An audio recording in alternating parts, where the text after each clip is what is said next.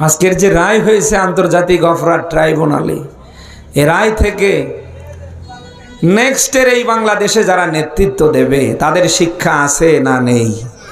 আরো জোরে বলেন। আগামীর এই বাংলাদেশে যারা নেতৃত্ব দিতে চায় তাদের বিশাল শিক্ষা আছে। অন্তত আজকের এই রায় থেকে তাদের শিক্ষা নেওয়া উচিত। হাসিনারও যেমন বিচার হয়েছে, আমাদেরও বিচার হবে না হবে না? বলেন। কিন্তু আমরা তো শিক্ষা নিতে পারি না ভাই। আমাদের জীবনে অনেক বড় বড় ঘটনা ঘটে যায়, আমরা শিক্ষা নিতে পারি না, আমরা ভুলে যাই। কিন্তু কয়েকদিন আগের কথা, যে হাসিনার অত্যাচারে টর্চারে আমরা গৃহবন্দী ছিলাম, হালাল বউয়ের কাছে ঘুমাতে পারিনি, নিজের বানানা বাড়িতে থাকতে পারিনি, আমরা ছিলাম ধান খেতে পাট খাতে, গোরস্থানে কবরস্থানে, আজ জেলায় কাইলো জেলায়। অথচ আমরাই আবার সামান্য একটু পট পরিবর্তন হবার সাথে সাথে আমরা অনেকেই ওদের ভূমিকা পালন করছি। বলেন না কেন? মানুষ তো শিক্ষা নিতে চায় না। সূরা নামলের 51 নম্বর আয়াত পাবেন, আল্লাহ পাক বলেন, ফাতিলকা বায়তুহুম খাবিয়াতাম বিমা যালামু ইন্না ফি যালিকা লাআয়াতান লিকাউমিন ইয়ালামুন। বলেন আল্লাহু আকবার। আল্লাহ পাক বলেন, মানুষ কি ওই সমস্ত জালিমদের বাড়ি ঘরগুলির দিকে তাকায় না? বিমা যালামু, শুধু জুলুম করবার কারণে ওদের বাড়িগুলি আমি আল্লাহ পরিত্যক্ত করে দিয়েছি। বিশাল বড় বড় ফ্ল্যাট মরে মরে পড়ে আছে। আপনি দেখেন কোনো মানুষ আছে? সব আল্লাহ জনশূন্যে পরিণত করে দিয়েছে। ওদের রেখে যা বিলাসবহুল গাড়িগুলি পড়ে আছে, একটা ড্রাইভার পর্যন্ত নেই। বলেন না কেন? আল্লাহ বলেন, বিমা যালামু, শুধু জুলুম করবার কারণে ওদেরকে আমি আল্লাহ পরিত্যক্ত করে দিয়েছি, একেবারে জনশূন্য করে দিয়েছি। আমরা শিক্ষা নিতে চাই না, এই জন্য আমাদের শিক্ষা নেওয়ার দরকার আছে না নেই? যা করছেন একটাও বাদ যাবে না, সবগুলির হিসাব নেবে কে? ওই দিন যদি আল্লাহ হিসাব নেয়, কে বাঁচবেন বলেন? আমার মতো হুজুরও বাঁচতে পারবে না, আপনিও বাঁচতে পারবেন না। ওই দিন যদি আল্লাহর দয়া করে, আল্লাহর দয়া ছাড়া কারোর বাঁচার সুযোগ নেই। 10 জন সাহাবী দুনিয়ায় জিন্দা থাকতে জান্নাতের সার্টিফিকেট পেয়েছিলেন। দুনিয়ায় জান্নাতের সার্টিফিকেট পাবার পরে আল্লাহর সামনে দাঁড়ানো লাগবে এই ভয়ে রাতে তারা ঘুমাতে পারেনি। আবু বকরের মতো সাহাবী, ওমরের মতো সাহাবী, ওসমানের মতো সাহাবী, আলীর মতো পাওয়ারফুল বড় মাপের সাহাবী রাতে ঘুমাতে পারেনি। নবীজি প্রায় শব্দ ভেসে বের হতেন। নবীজি ঘুরে ঘুরে দেখতেন রাতের বেলা আমার সাহাবীরা ঘুমায় না আল্লাহরে ডাকে। প্রায় নবীজি দেখতেন আবু বকর রাতের বেলা দাঁড়িয়ে দাঁড়িয়ে নামাজে কাটায়, ওমর চিল্লাই চিল্লাই কোরআন পড়ে, ওসমান আলীর একই অবস্থা। প্রায় নবীজি মাঝে মধ্যে মসজিদে নববীতে আবু বকর ওমরকে ডাক দিয়ে বলতেন, এ আবু বকর, ওমর দাঁড়াও, কি রাতে কি ঘুমাও না? আমি তো শব্দ ভেসে বের হয়ে দেখলাম তুমিও নামাজে। ওমর, তুমি চিল্লাই কোরআন পড়ো, কারণ কি? পাওয়ারফুল সাহাবী যারা দুনিয়ায় জিন্দা থাকতে জান্নাতের সার্টিফিকেট পেয়েছে, তারা বলতে থাকেন, হে রাসূল, যখন এই বিছানায় পিঠ দিতে যাই তখনই আমাদের মনে পড়ে যায় যা করেছি আল্লাহ যদি জিজ্ঞেস করে আবু বকর, ওমর, ওসমান, আলী, একটা দিনের হিসাব দিয়ে যাও। হে রাসূল, আল্লাহর আদালতে দাঁড়িয়ে একদিনেরও হিসাব আমরা দিতে পারবো না।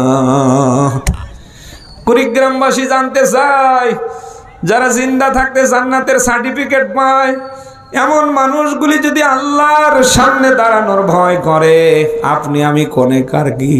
নামাজ নেই, কালাম নেই, আল্লাহ নাই, রসুল নেই, আখেরাত পরকাল কিচ্ছু নেই, কিসের ধান্দায় কি করছি? আমাদের কি হিসাব আল্লাহর সামনে দেয়া লাগবে না? বলেন বলেন, দাঁড়ালো লাগবে না? কার পিছনে ছুটছেন আপনি? কার পিছনে কি করছেন? আপনার করার কথা কি আর আপনি করছেন কি? কি নিয়ে যেতে পারবেন বলেন তো? আপনি তো এসেছেন একা, যাবেন একা। আসার বেলায় যেমন খালি হাতে, যাবার বেলায়ও যাবেন খালি হাতে। এই মুহূর্তে আমার যদি জবানটা বন্ধ হয়ে যায়, আমার নিঃশ্বাসটা বন্ধ হয়ে যায়, চোখের লাইট দুইটা বন্ধ হয়ে যায়, আমার দামি টুপি আপনারাই রাখবেন না, আমার শরীরের দামি পোশাক আপনারাই রাখবেন না, টেনে বের করে ফেলবেন। আমার জন্য কুড়িগ্রামের বাজার থেকে কয়েক টাকা দামের সাদা কাপড় আপনারাই কিনে আনবেন, ঠান্ডা পানি গরম করে গোসল দিয়ে ওই সাদা কাপড় পরিয়ে খাটলিতে তুলবেন। আমার পরিবারের সাথে যোগাযোগ করবেন। 23 লক্ষ টাকার একটা দামি গাড়ি আমার, এই গাড়িতে শত চেষ্টা করলেও আপনারা আমারে ঢুকাই দিতে পারবেন না, কারণ আমার ড্রাইভার তখন আমার নিয়ে আর টানতে পারবে না। বলেন না কেন? আপনার জায়গাটাও তো ঠিক একই রকম। এই মুহূর্তে যদি চোখ দুইটা বন্ধ হয়ে যায়, ওরে ভাই, পুরো এলাকায় নিউজ ছড়ে যাবে, খবর প্রচার হবে, অমুক আর নেই, সবার মুখে মুখে আওয়াজ আসবে, ইন্না লিল্লাহি ওয়া ইন্না ইলাইহি রাজিউন। বলেন আল্লাহু আকবার। কত মানুষ, ভালো মানুষ, খেয়ে দিয়ে রাতের বেলা ঘুমায়, সকালে উঠতে পারে না। কিসের ধান্দায় কি করছেন? কার পিছনে ছুটছেন? আজকের এই রাতটাতে আপনিও তো ওই রকম ভালো মানুষ, মাহফিল শেষ করে ঘুমিয়ে সকাল পর্যন্ত আর নাও জাগতে পারেন। বলেন না কেন? কিসের ধান্দা কি করছেন বলেন তো? আপনি ঠিক মতো নামাজটা পর্যন্ত পড়েন না। আজকের মাহফিল যারা দিয়েছে যুবকদের ভেতরে, ব্যবসায়ী ভাইদের ভেতরে আপনি মিলান, অনেকে ঠিক মতো নামাজ কালাম পড়ে না, অনেকে এশারের নামাজটা পড়ার সুযোগ পায়নি। আপনি কিসের মাহফিল দেন? কিয়ামত পর্যন্ত হায়াত বেরকম মাহফিল দিয়েও যদি আপনি নামাজি না হন, আপনি যদি নামাজ ঠিক মতো না পড়েন, আল্লাহর বিধান আল্লাহর দিন যদি সঠিকভাবে না মানেন, এরকম কোটি কোটি মাহফিল দিয়েও কোনো লাভ হবে না। আদর্শ নবীজি বলেন, যৌবন বয়সে যদি কেউ ইবাদত করে, বৃদ্ধ বয়সের ইবাদতের তুলনায় যৌবন বয়সের ইবাদতের দাম আল্লাহর কাছে কোটি গুণ বেশি। সুবহানাল্লাহ বলতে পারেন না? কেউ যদি যৌবন বয়সে একবার সুবহানাল্লাহ বলে, বৃদ্ধা বয়সে মাথার চুল পাকা নিয়ে, দাড়ি পাকা নিয়ে, দাঁত পড়ে গিয়েছে, শরীরের চামড়া ঢিল হয়েছে, এই সময় কেউ যদি 1 কোটি বার সুবহানাল্লাহ পড়ে, যৌবন বয়সের একবার সুবহানাল্লাহর দাম 1 কোটি বারের চেয়ে বেশি। ব্যবসায়ী ভাইরা যারা এসেছেন বা যারা কথা শুনছেন, তাদের বলছি, আপনি যদি আমানতদার ব্যবসায়ী হতে পারেন, আপনি যদি আল্লাহর দিকে তাকিয়ে ব্যবসা করতে পারেন, যে আমি ব্যবসা করব, নামাজ ছাড়বো না, আমি ওজনে কম দেব না, খাদ্যে ভেজাল দেব না, আপনার উদ্দেশ্যে বলছি, কিয়ামতে নবী রাসূল সিদ্দিকিনদের সাথে আপনার হাসর আল্লাহ নসিব করবে। কিন্তু এই দেশে আমরা দেখতে পাই অনেক ব্যবসায়ী আছে ভাই, শুধু খালি উল্টা পাল্টা। বলেন না কেন? বলেন বলেন, শুধু উল্টা পাল্টা। অনেকে খাদ্যে ভেজাল দেয়, অনেকে দাম বেশি পাবে স্টক করে, অনেকে আছে আবার ওজনে কম দেয়। সুবহানাল্লাহ না? আবার অনেকে নামাজও পড়ে। আচ্ছা, কোন নামাজি কি খাদ্যে ভেজাল দিতে পারে? ওজনে কম বেশি করতে পারে? হ্যাঁ, পারে না। আমার তো মনে হয় এই বাংলাদেশে 100-র ভেতরে 98 জন মানুষের নামাজ হচ্ছে না। কারণ নামাজের যে কাজ, এটা আমরা অনেকেই জানি না। আমরা মনে করি নামাজ পড়ি, অসুবিধা নেই, নামাজের পাশাপাশি ওজনে কম বেশি, চুরি ডাকাতি, এই যে না। নামাজের কাজ কি? নামাজ আপনাকে এগুলি থেকে ফেরাবে, বিরত রাখবে। নবীজি বলেন যে নামাজ মানুষকে ওজনে কম বেশি থেকে ফেরাতে পারে না, খাদ্যে ভেজাল দেয়া থেকে ফেরাতে পারে না, যে নামাজ মানুষকে কষ্ট দেয়া থেকে বিরত রাখতে পারে না, ও নামাজ নামাজই না। আমি কি বানালাম? তাহলে আপনি 40 বছর ধরে ইশরাক, আওয়াবিন, তাহাজ্জুদ সহ পড়ছেন, অথচ আপনি ওজনে কম দেন, খাদ্যে ভেজাল দেন, 10 টাকা বেশি পাবার আশায় আপনি মাল স্টক করেন, আপনার নামাজ হয়? এদেশে কত মানুষ আছে আমরা দেখতে পাই, কি সামনের কাতারে উনি নামাজ পড়ে, অথচ ওনার আয়ের ইনকাম, আয়ের উৎস সম্পূর্ণ হারাম। না এলাকায় নেই? অনেকে আছে নামাজও পড়ে, সুদ খায়, অথচ মাথায় টুপি, মুখে দাড়ি, পোশাক আশাক দেখলে মানে জান্নাত থেকে পালিয়ে এসেছে। এরকম মানুষ এই দেশে আছে না নেই? উনি সামনের কাতারে ছাড়া নামাজ পড়ে না, উনি ইমামের পিছনে যেয়ে দাঁড়ায়। অথচ উনি কি সুদখোর, ঘুষখোর, দুর্নীতিবাজ, ওনার যা আছে সব অবৈধ। আচ্ছা, অবৈধ পন্থায় কেউ যদি ইনকাম করে, সেটা যদি খেয়ে নামাজে দাঁড়ায়, রোজা রাখে, হজে যায়, ওমরায় যায়, এটা আল্লাহ নেবেন না তো নাকি? বলেন বলেন বলেন। আদর্শ ইবাদত কবুল হবার যত মাধ্যম আছে, সিস্টেম আছে, রাস্তা আছে, অন্যতম মাধ্যম রাস্তা হচ্ছে হালাল উপার্জন, হালাল খাবার।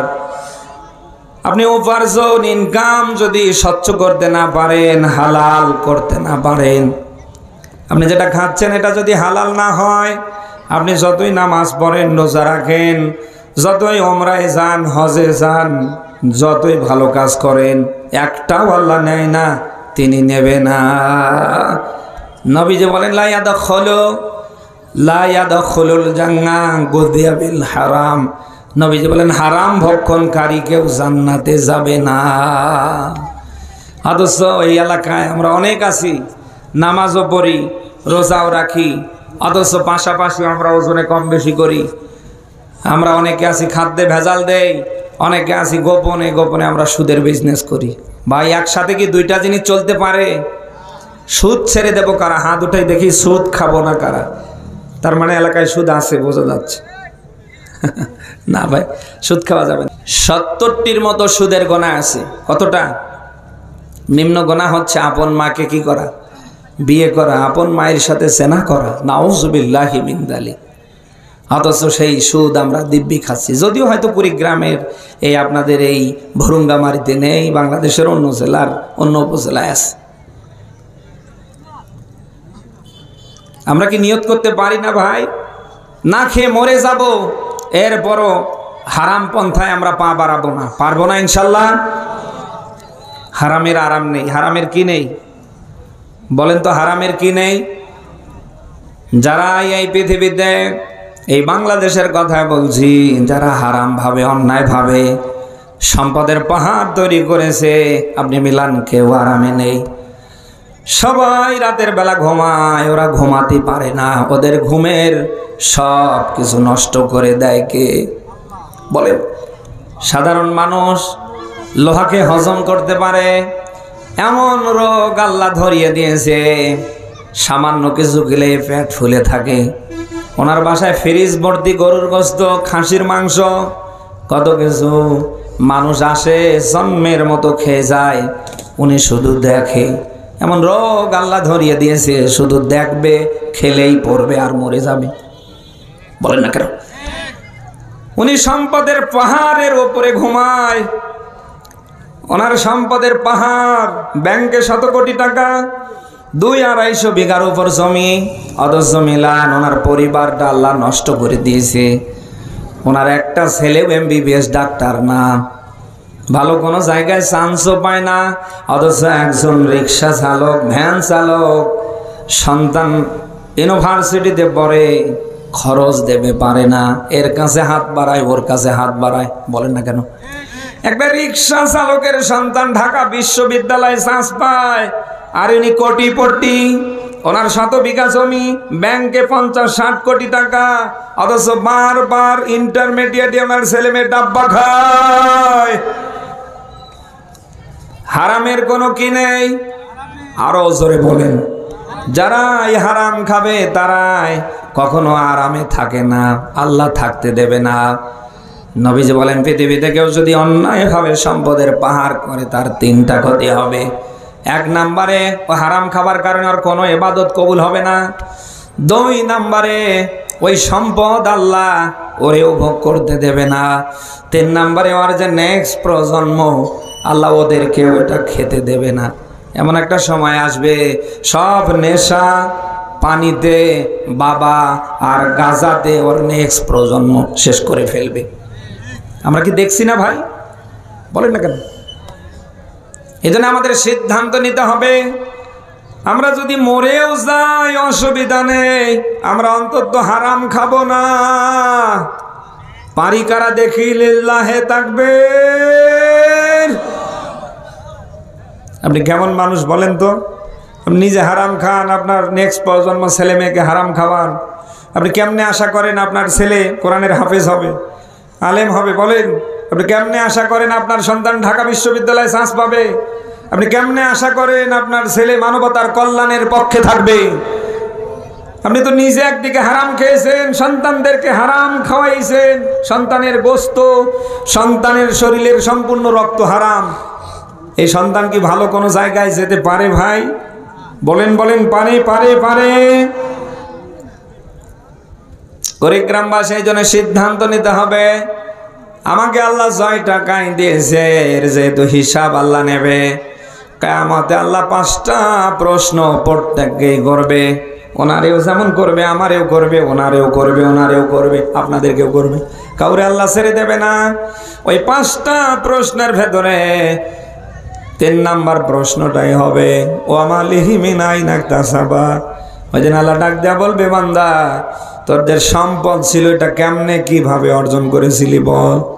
তোর পাশের বাড়ির লোক ভ্যান চালিয়ে রিক্সা চালিয়ে খেত, আর তুই মাঝখানে থেকে কোটি কোটি টাকার সম্পদ করেছিলি। আমি আল্লাহ জানতে চাই এই সম্পদ কেমনে করেছিলি বল? কি জবাব দেবেন বলেন? আজ হয়তো মনে করছেন কিছুই না। বাংলাদেশের দুদকরা আপনার সম্পদের হিসাব না নিলে, এলাকার চেয়ারম্যান মেম্বার, এলাকার মানুষ আপনারে ছেড়ে দিলেও একজন ছেড়ে দেয় না, তিনি কে? ওই আল্লাহ সেই দিন আপনার সম্পদের হিসাব নেবে, ডাক দেয়া বলবে, বান্দা বল আমালিহি মিন আইনা ইকতাসাবা, এত সম্পদ কিভাবে কেমনে অর্জন করেছে? এটা বৈধ না অবৈধ? আপনি আটকা পড়ে যাবেন। কিয়ামতে আল্লাহর সামনে দাঁড়িয়ে যদি এমন জবাব আপনাকে আমাকে দেয়া লাগে, ওই হারাম পন্থার ইনকাম লাথি দিয়ে ছুঁড়ে ফেলার দরকার আছে না নেই? বানি আদমের পেট কখনো ভরবে না, যার যত হবে ওর তত আকাঙ্ক্ষা বাড়বে। সে আপনি হন আর আমি হই, বলেন না কেন? বানি আদমের পেট কখনোই ভরবে না। বানি আদমের পেট ভরবে তখন ও কবরে যাবে যখন।